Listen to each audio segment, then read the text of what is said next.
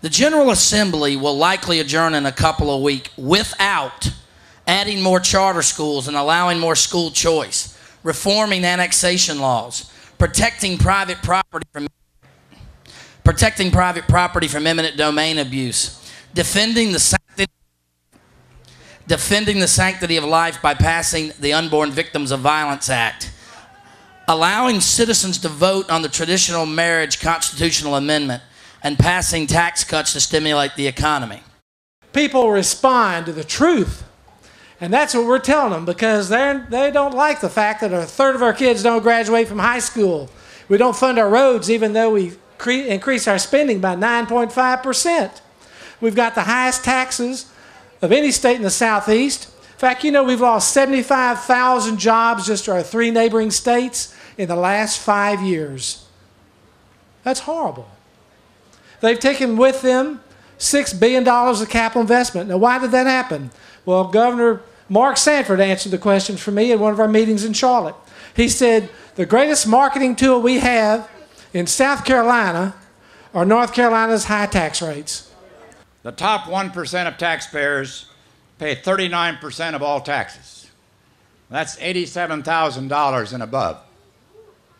If you make that much, you're in the top 1%. The top 5% of taxpayers pay 60% of all taxpayers. The top 10% pay 70%, and the top 40% pay 99% of all taxes. So when they start saying we're going to raise Social Security taxes and raise the capital gains tax rate, that affects 100 million people who own stock and are trying to make a little money, and so they can do better for the family. That's 100 million people. Now, all those 100 million people aren't rich. New regulations and energy taxes pose a severe threat to our economic prosperity. How many of you at this rally think that the government's effort to change the climate might just affect your pocketbook? I thought so. You know, I was walking through the legislative building earlier today, and I saw all of you in your T-shirts, Take Back Our State T-shirts. And I watched the legislators, and I watched a lot of their staff, and they were a little nervous. Did you pick that up today? Were some of these guys a little nervous to see you? I think they were. They were thinking, look, we're the experts. We're the ones who know how to tax and spend. We're really experts at that. You guys go back home, do whatever it is you do at your place. For goodness sakes, please don't come to the Capitol and bother us. Please don't start looking over our shoulder. But I've got news for them. We're going to bother them. We're going to take back this state with your help. They need to be reminded of a few simple facts. It's your money, not theirs. You earned it, not them. You have a right to keep more of your money. You know, North Carolina has one of the highest tax rates or highest tax structures in the nation, and the highest in the Southeast. They keep telling us we can't reduce taxes because we've got to spend all this money. Well, the reality is, and I'm going to borrow a phrase, yes, we can.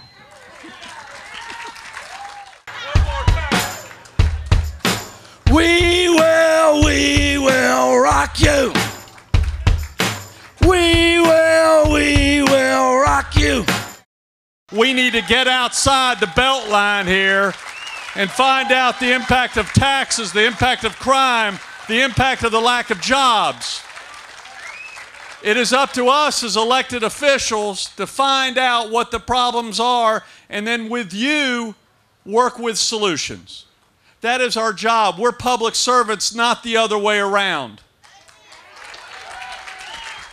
Do you realize that every private school student and every homeschool student has to yearly take a nationally normed test, and it has to be opened for inspection by the governor at home?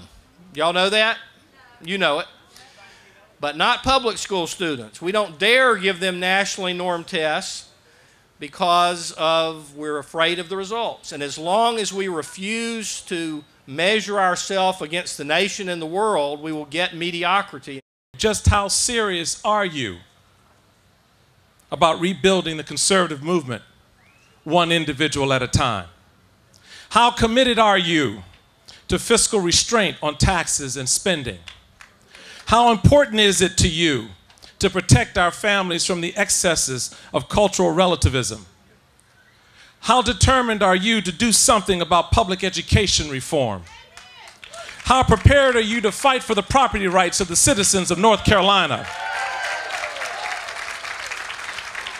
And just how important is it to you to have transparency in our electoral and governmental processes from the courthouse to the State House?